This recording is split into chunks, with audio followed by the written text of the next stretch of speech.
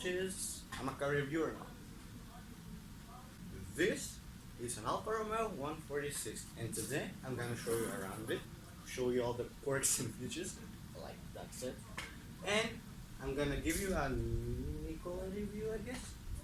I don't know. But first, let's have a brief history about this car. This specific one, not this kid. The 146 started production in 1994. And this car is that model year. It first debuted in the check. It debuted in the Turin Motor Show as a replacement for the 33 Alfa Romeo. But this car is a lot better than that car. And I'm going to show you why. As you can see, this is the coupe model or the two-door model. But there's also a four-door model called the Alfa Romeo 146. That also started production around the same time, but it was sort of delayed. This specific car is kinda a sport model. It has the 1.6 liter boxer engine in it, 8 volts obviously, but there was also a 1.4 liter boxer engine as an option, and also a 1.7 16 valve liter, which was the top of the boxers. But the top model, called the Quadrifoglio, had 2 liter 16 valve engine, and was also all-wheel drive. This obviously front wheel drive. Fuck man. But I'm going to show you around it now, around the engine and in the interior. But a little brief history as to why my cousin, this is my cousin car, why my cousin got this car. He, once upon a time, had a Nissan Primera to be exact, and he was driving it. For the money, it was kind of luxurious. He was driving it around, driving it, and then it broke. His seat, I don't know, maybe a year. Then he repaired it. Drive it, broke it again. Again, and again. And he kinda got fed up of it. And he chose to buy a more reliable car. And here we are today. Also, I wanted to mention, there was some different trim models for this car. There was the J trim, or the junior trim, which was option with all the sport bodywork that the Quadrifoglio had, but it was with the lowest optional engine, which was the 1.4 liter 8 volt, and I think it made around 80 horsepower. I don't know. There was also, like I said, the Quadrifoglio trim, which had sport front bumper, sport sky skirts, sport rear bumper, also had a spoiler, and also had some 16-inch. They kind of look like this wheels. Also had a chrome tip, which this car has, and also had the badges in green. The sport version of this car also had painted bumpers all around the car, painted side skirts, like I said, a chrome exhaust tip, and also some better trim interior, which is probably better than this. This literally looks like a van, guys. Literally like a van. I don't know what my cousin was thinking. I really don't know. But in 1997, the boxer engines died. Unfortunately, they died.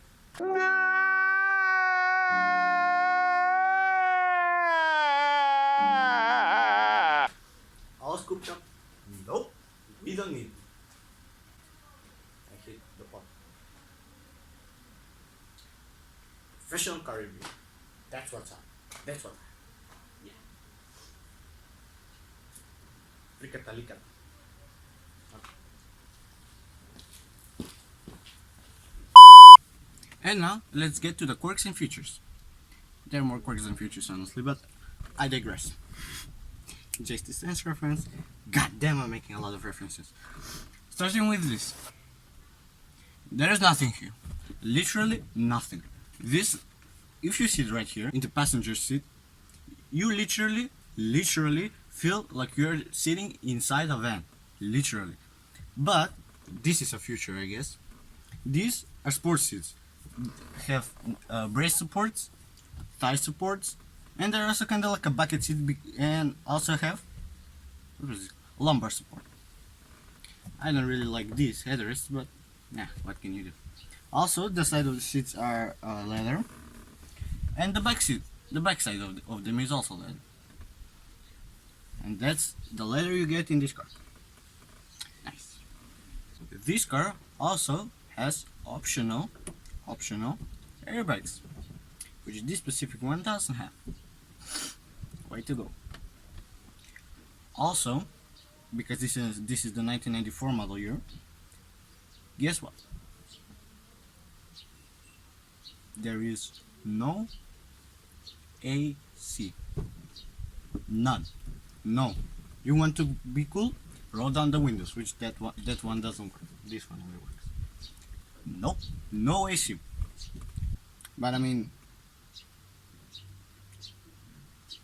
it has door sensors to let you know which door is open. And also, the rear hatch, I think, look, nah. There's a button for this, with the rear hatch. I don't know, dude. There's also an stereo in it. Yeah, that's a feature, I guess. Wow, this really goes well.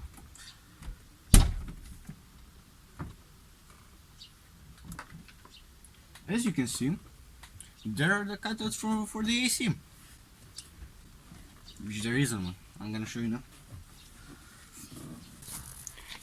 Here they are. Cutouts for the AC. There's also again. But let's get you to the other side.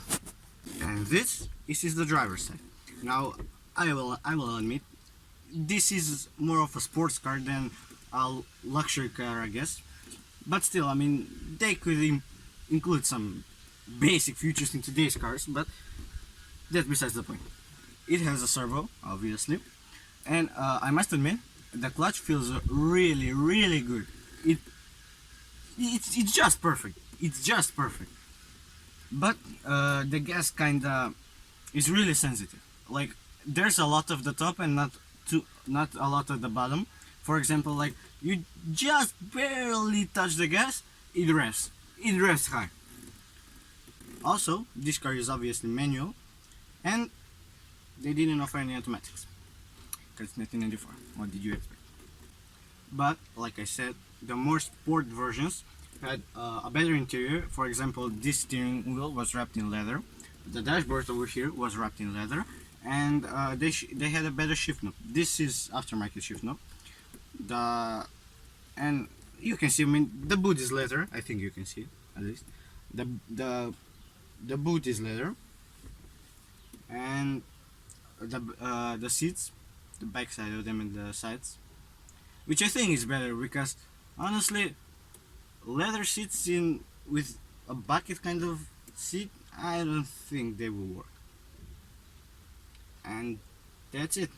It's really basic, guys. Come on, like, my cousin paid 800 euros for it. Like, what did you expect? Like,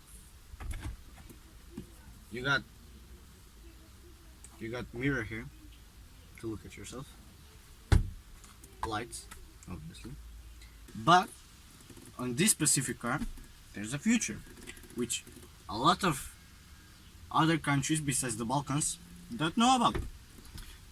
Let me show you. Now, Nicola, you might ask yourself, what's this? What are you showing?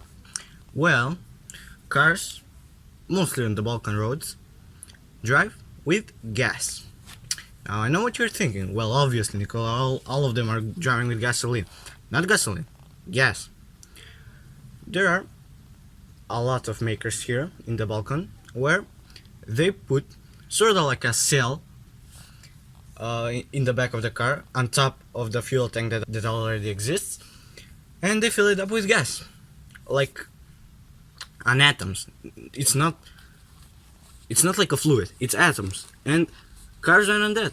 And we don't do that because we think it's cool. We're doing it to save freaking money on gas. Yep. And there it is, the almighty 1.6 liter boxer engine, which produces around 104 brake horsepower, I think. Brake horsepower, not horsepower. And, I mean, it's good with this car. It's pretty good, because guess how much it weighs? Nope. 850 kilos.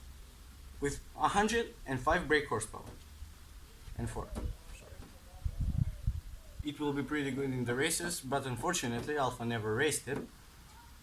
But we'll see, maybe my cousin will. It's a beast, it's a beast. I'm telling you guys, it's a beast. There's also something else I wanted to say. Guess the lowest point of this car. The lowest. It's a boxer engine, there's a hint. It's the freaking exhaust manifold, guys. The exhaust manifold. Like, come on, Alfa. Seriously? Today they're making the Julie and the Quadrifoglio. And they came out with this. Which, by the way, I think it looks better, way better than the 146. This is the 146. Than the 147. But I mean, still. They were not all that expensive either, but I mean, I think they could have done a way better job. It's sport, don't get me wrong, it's sport, and it's good, really good. But I don't think what they're going around now, yeah, they are affordable, very affordable actually for the performance. But I mean, back then, I don't think they were. There's also a cool story that I wanted to say. Picture this. There we are, with my cousin at night, rolling around in the city. When we stop at the red light. There's a guy that tries to, let's say, pick girls in a 330 diesel. Yeah, that's how you get girls, guys. In a 330 diesel, I think it was an E90, 2012, around that. Diesel, but turbo diesel, obviously. 330. This is 1.6 bucks, and he kind of speeds off the light. Obviously, lights turn green, and he kind of speeds off the light. And my cousin also gives it the juice, and he also gives it the juice. And when you see, we have a street race. I think the guy was all by himself in the BMW, but I'm not too sure. Obviously, we were both in this car, so. We were speeding, obviously. Filmed in Mexico. Yeah, not in Macedonia, in Mexico. Yeah. Weird story. And guys, guess who came out first? I mean, obviously I'm telling the story, so obviously this thing came out first. Of an E90 2012. 3 liters. Half of it. Are you serious? And you might ask yourself, well, Nicola, he might not be speeding. Well, we heard the turbine spinning, so obviously he was flooring it. May not be full gas, may not be full throttle. But my cousin also might not be in full throttle, so there you have it. An Alfa Romeo Beta E90. That's what I'm calling the test. No, I'm just kidding. Okay, enough to see here. Because hopefully we don't have to open this again. Alpha joke. Very nice.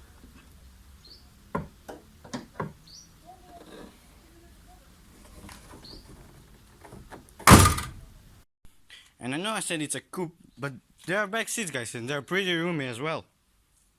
And I know this is in post, but I freaking forgot that there was a twin spark model, dude. Am I really that dumb?